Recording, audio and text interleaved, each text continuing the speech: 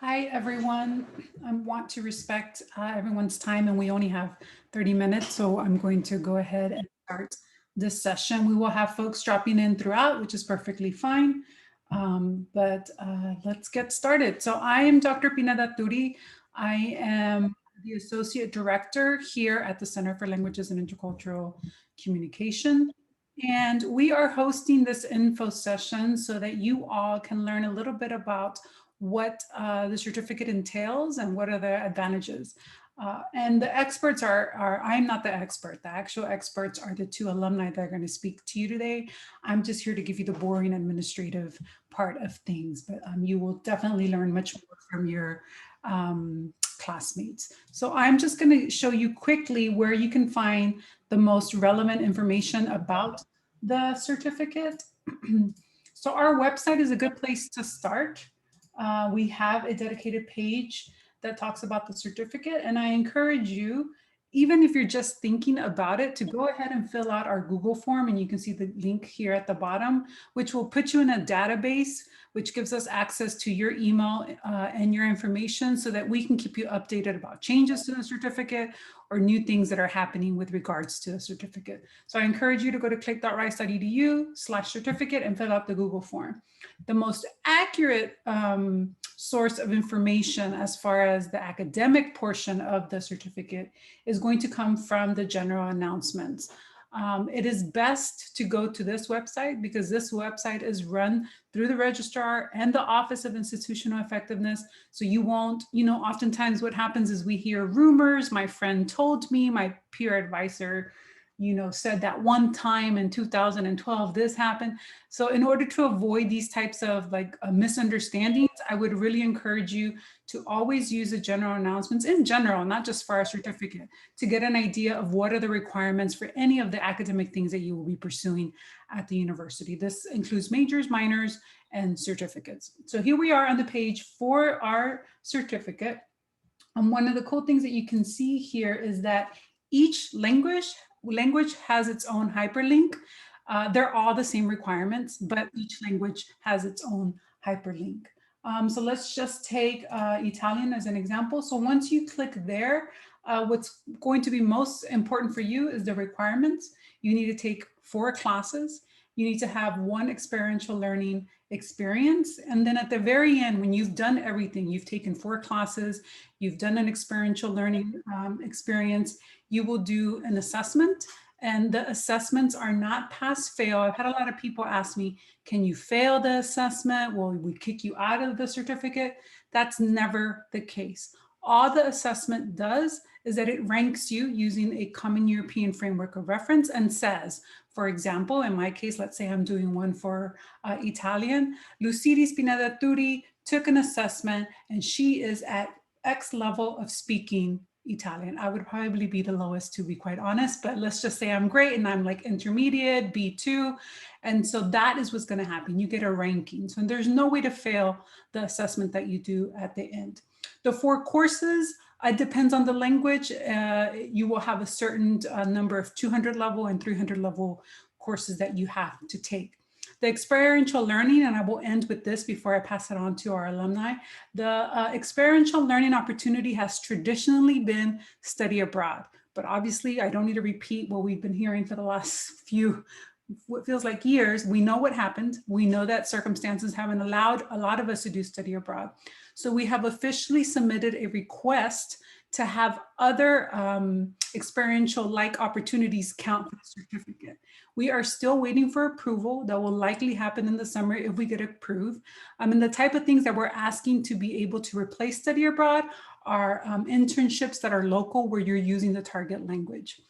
Now that might be a little more difficult for less commonly taught languages like Arabic or Russian, but you can always work with your professors to see if there are local consulates or schools that teach the target language during which you could do some sort of apprenticeship or internship, or maybe even work for a company during the summer that would have as a stipulation that you use a target language. Again, this has not been approved yet. We're waiting for it to be approved at a large scale level so that then we can just have everyone be able to choose from study abroad or these local opportunities to use the language. So in summary, and I know this was pretty brief, go to the general announcements, take a look at the language that you're interested in, and take a look at the requirements. Everyone just requires 4 courses and an experiential learning opportunity that, like I said before, is going to be able to look like many different things. If we're lucky and we get this approved through the administration of Rice, we feel confident about it. But again, I can't like jump up and down yet and announce that it has been approved, but we feel confident about that.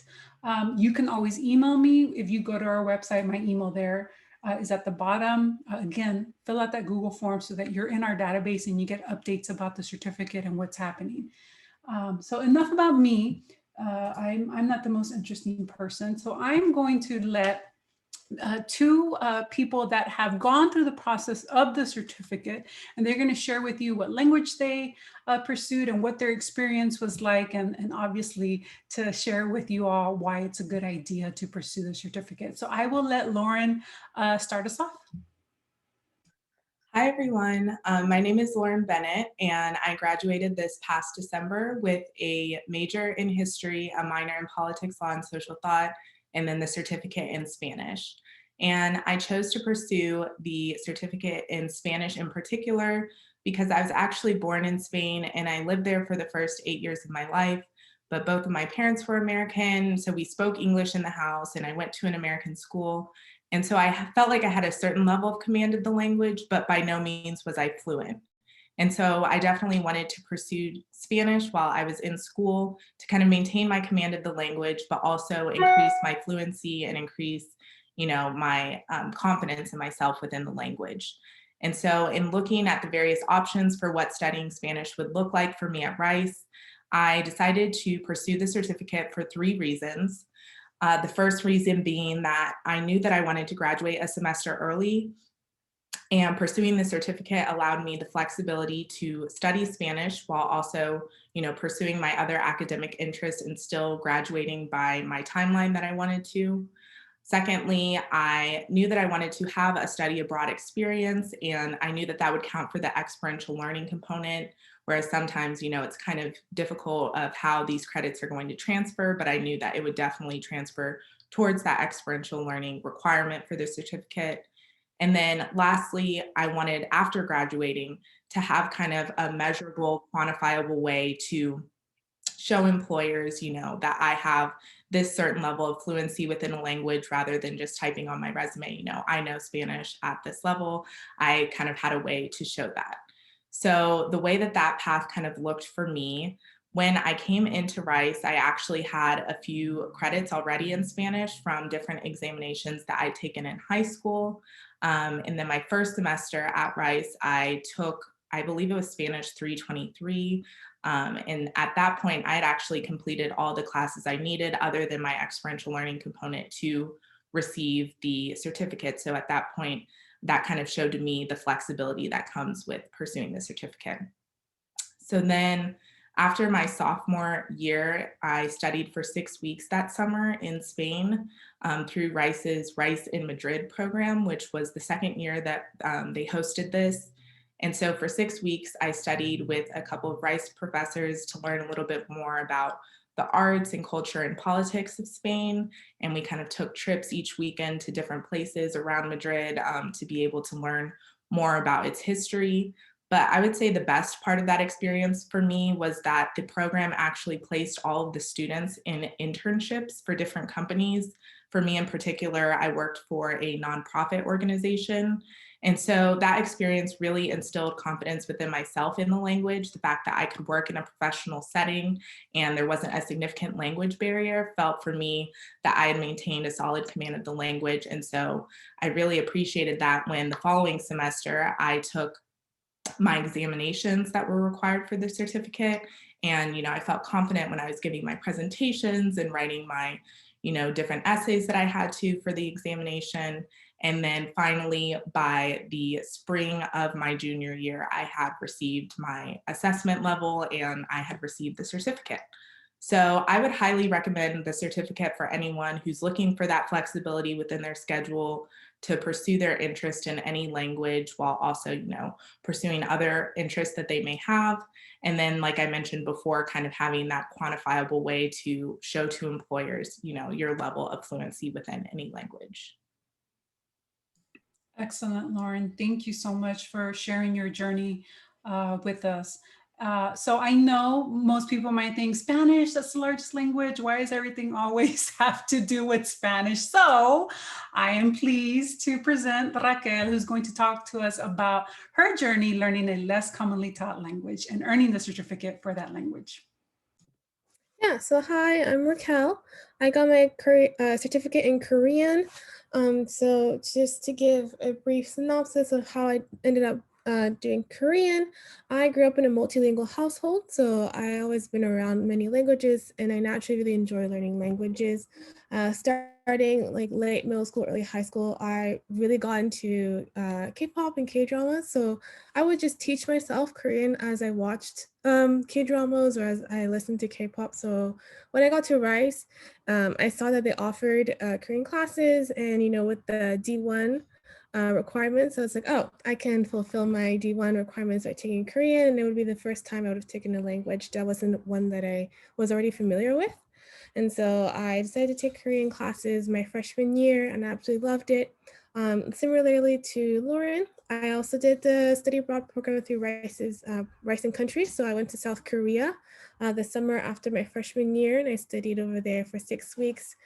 I absolutely love that program. I would highly recommend it to anyone, especially the component how you're completely immersed in a language for 6 weeks. That's how I learned English. My native tongue is French. So when I came to the United States, I didn't really know any English, but because it's all that there is, and there's no one who speaks French in Texas, I was able to learn really quickly and learn the language and speak like a person who came from the United States just because that's everything that was around me. So I really enjoyed the aspect of Rice and Country because you are with a host family that only speaks the target language, and you are paired with a partner from the college that you take classes at who only speaks the language. Like, yeah, they might speak some English, but they're mostly proficient in whatever target language.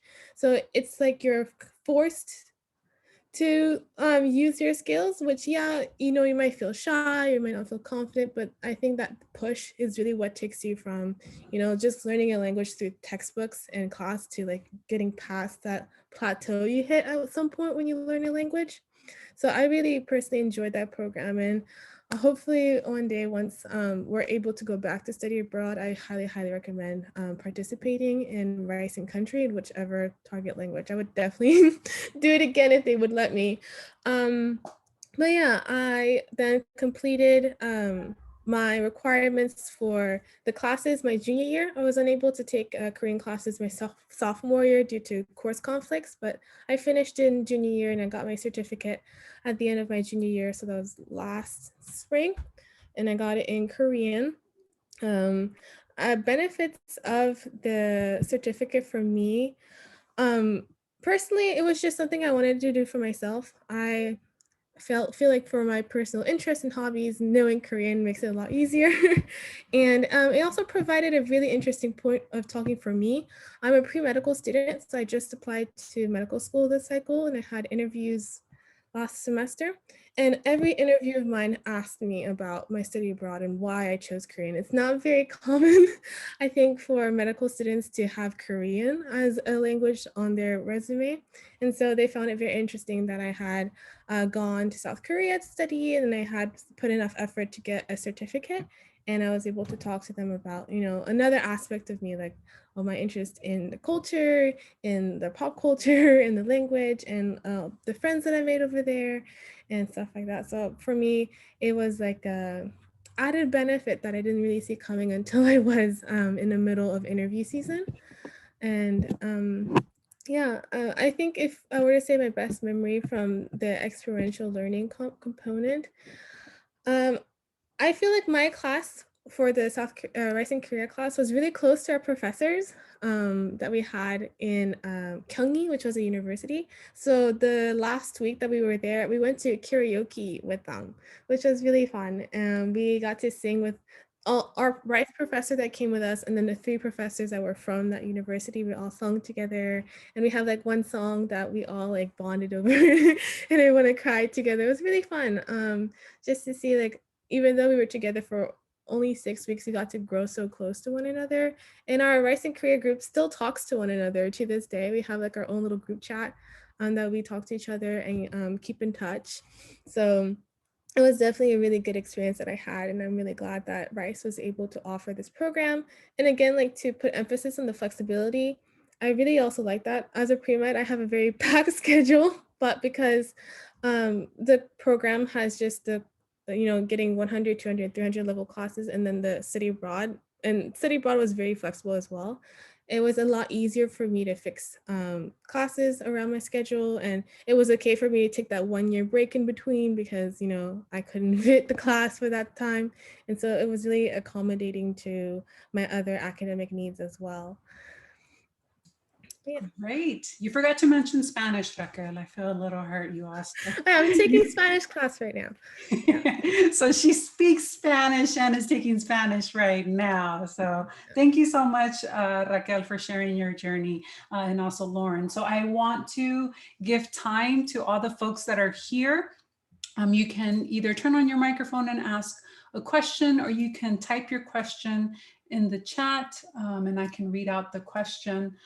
It's really open floor for you all to have any of your doubts, or if you want to ask our 2 presenters any questions about their experience, please feel free to do so. So we'll give a little bit of a pause here in case there are any questions.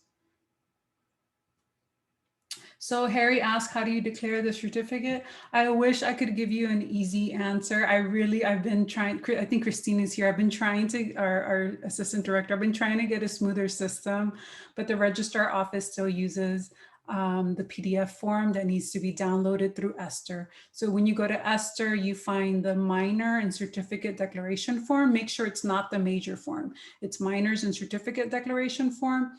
Fill that out and email it to me directly. So ideally you do 2 things. You fill out the Google form so you're in my database, and then you also do a formal declaration through the office of the registrar. They have the form and you email that to me.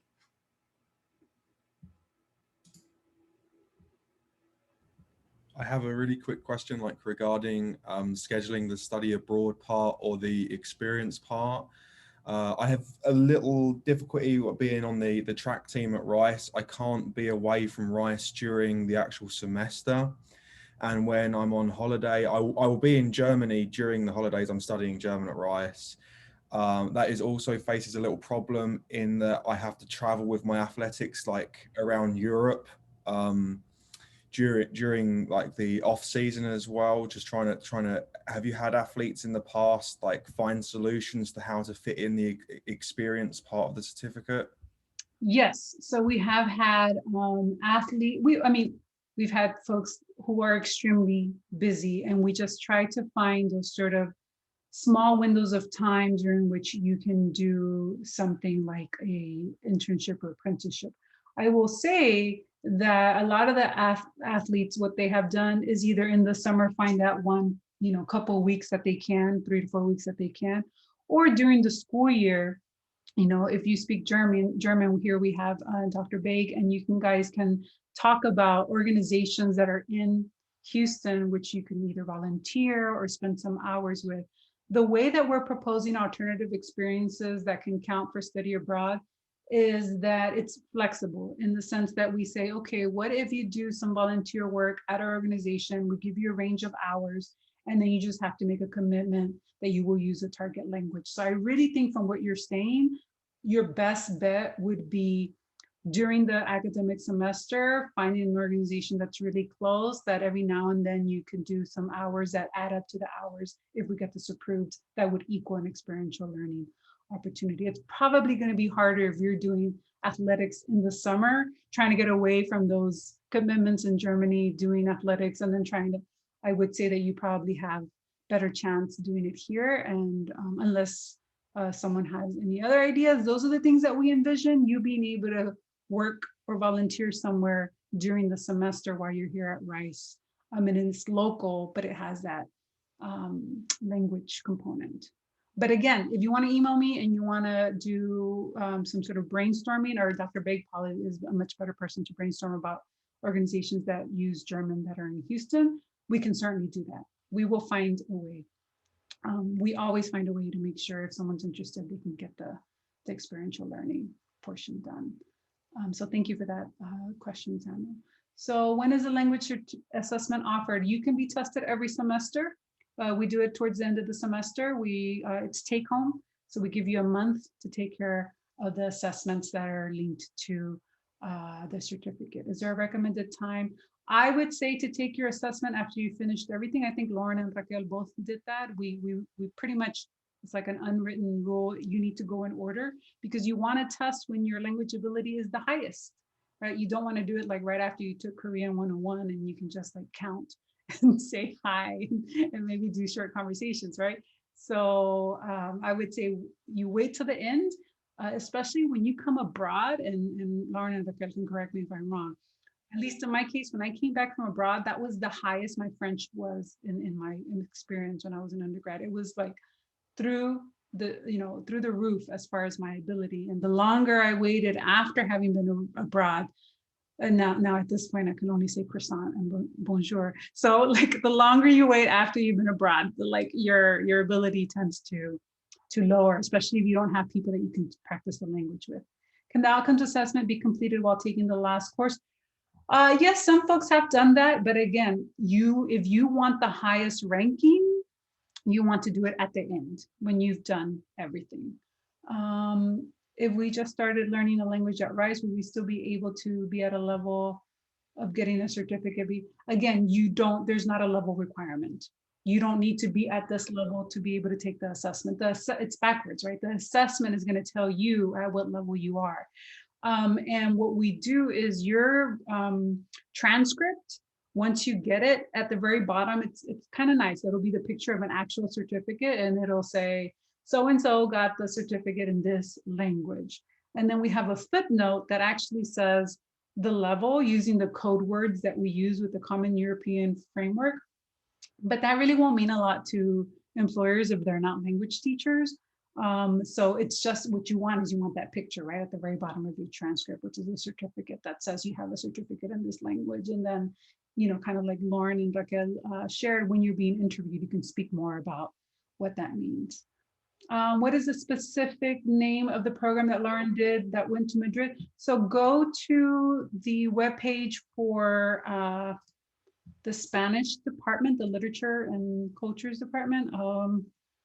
Cultures.rice.edu. It's a new department. You can go there and you can see the information about the Rice in Madrid internship program. Can the assessment only be taken once? Yes, so you take the assessment once, so really plan it, right? There is no redo. So once you take it, then we rank you at that moment. So again, I would remind you to be thoughtful about when you decide to take the assessment. And so we discourage anyone taking it somewhere in the middle of their process. Wait until the end till you've acquired the most language ability so that your ranking can be high. Also, will the Google form be updated to have more recent dates for the...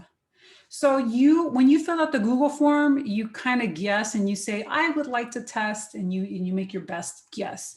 What I do is then I email you that semester. So let's say you wrote on there, I want to test fall 2021. I will email you fall 2021 to confirm that you still want to do 2021. So you're not signing your life away and promising to take it. What I do is I just go back and I check and say, hey, back in the day, you said you wanted to test in fall 2021. Is this still true? Do students who were offered a spot for Rice in Country in 2020 have to reapply, or they're guaranteed a spot post-pandemic? I wish I had the answer to that. There are some study abroad folks here. Do we have an answer to that yet? No, there's no definite answer. So what I would do is if there's a Rice in Country in particular that you're interested in, I would email that faculty leader directly to ask them about the folks that were offered a spot in 2020. And then whenever, because we're not having, so whenever in the future, this happens again, do you reapply or do you have a spot guaranteed? Thais, did you want to add something? Yes. Yes, we haven't taken the final decision, but this was mentioned in some of our meetings before. And when the program is reopened, we will immediately reach out to the students that had an admission to confirm whether they're interested or not, right? So, you know, my understanding is that they will probably won't have to apply again, but I will confirm that with the leadership team, and then we can give you, at least Rising Spain students, we can give you an answer for that. Okay, perfect. Yeah, that sounds good. I think we're just at the step of like figuring out what to do with the pandemic. So I would certainly think that we wouldn't make you fill out the form again and go through that process, but that's a good suggestion to go to directly to the leader of the program. I just sent the Google form again. Eddie asked for that, and I just did that. The Google form, there are some 2019, 2020. Let's take a look. I'm not sure what this is about. Oh, I see. So you're saying, yes, on the Google form, there's a limited amount of dates to choose from. We can update that. Yes, thank you very much, Cindy. If we already have some credit in a language, can we get more than one certificate? Oh my gosh, of course. I mean, this is my moment where I'm going to say, Raquel, get the Spanish certificate along with the Korean. Yes, we definitely have had students get more than one certificate. And actually, we've had students get certificates in languages that aren't necessarily related. So for example, many people think, well, Romance languages are easy to get because they're close in they're sisters, right? But we have had students who've gotten, for example, Spanish and Chinese, and they actually went to the different rice and country programs for each language. We have a student now who has Spanish and Portuguese, and the person went to Rice in Madrid, and the person went to Rice in Spain, or some combination, right? So they did 2 experiential learning opportunities. So you can definitely get more than one certificate, which is kind of nice. Yes, Russian and Arabic. Another person did those 2 languages.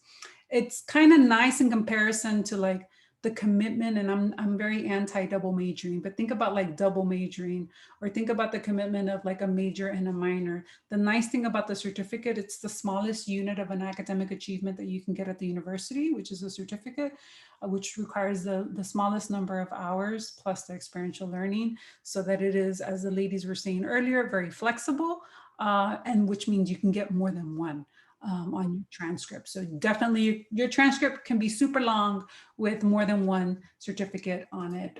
It's just about planning. And I think both our speakers today talked about already coming in with some sort of credit. So that helps you kind of be ahead in the game, and then being able to do another certificate. So I don't see any other hands raised. I have one question before we close for today for Lauren and Raquel. I know that some folks have an anxiety about like the commitment during the semester during which you do your assessment. How did you find that experience, that you were doing a regular semester and at the same time you had the assessment as something that you were doing? I can probably say something. So for me, I did my assessment right when the start of COVID started, because I was last semester. So I think my experience is a little different than what was typical for other students who got certificates. But I think it was manageable, I think, for me. Like Dr. Turi said, we have quite a lot of time to complete the required essays and the video recording. So I think it's an essay, a video, and then I did a Zoom call with a native speaker, and we recorded it, and I submitted that. And I had plenty of time to prepare to give you the prompts that you need to do and what they're looking for. And so I had enough time to think about what I wanted to do and practice. Like for the video, I think I spent like a whole day just practicing it, because I wanted it to be like as perfect as I could make it before I submitted it. Same thing for like the essay we had to write. I had plenty of time to write a rough draft, read it, and then fix it, and then write another draft before I submitted it.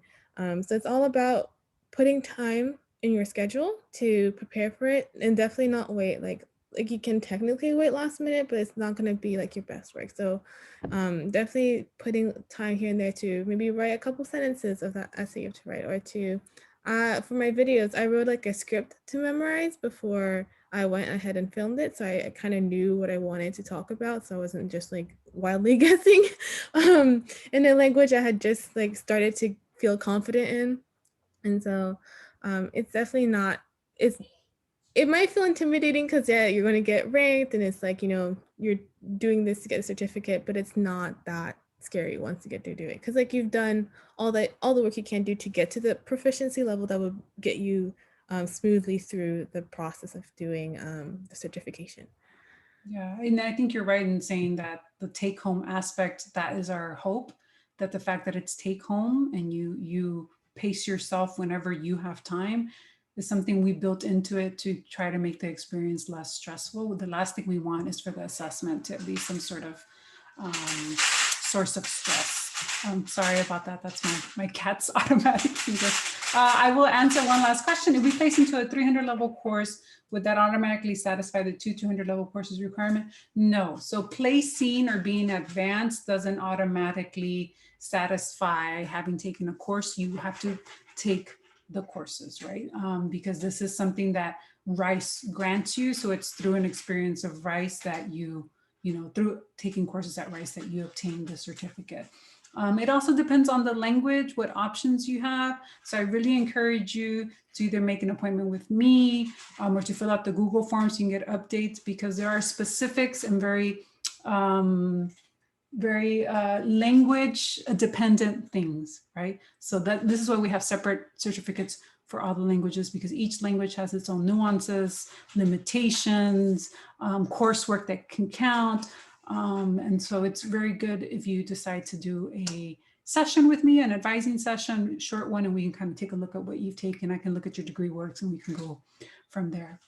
I want to respect everyone's time. It's already 1:02. I really want to thank Lauren and Raquel for joining us today.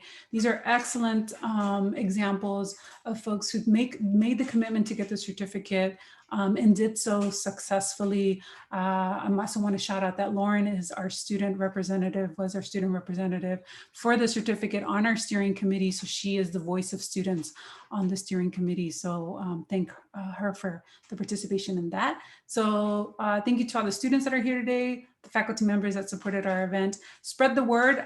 This has been recorded, so I will make it available in our YouTube channel, and I will, send that out. So if you want to let your friends know, hey, there's a quick 30-minute video where you can learn about the certificate, you can do so. And again, you can email me. My email is lpturi@rice.edu, and we can chat and make plans for you to get the certificate. So everyone have a great afternoon. Thank you.